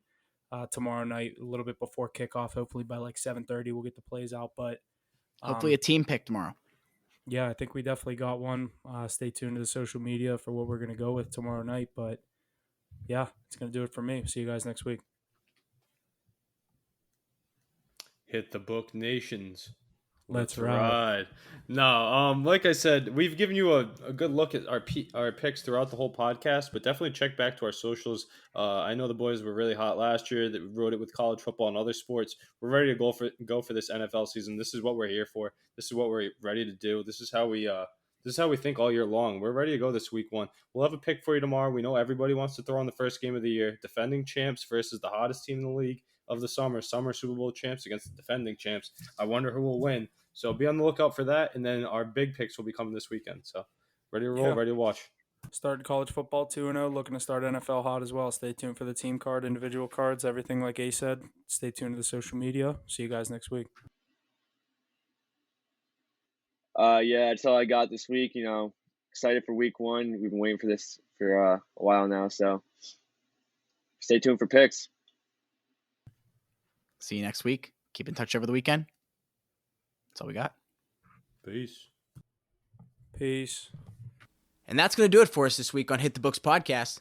Thank you for all the support week in and week out. Please be sure to share and check out our various social media platforms and check out our website. All the info is located in our link tree in the description below. And always remember to hit the books.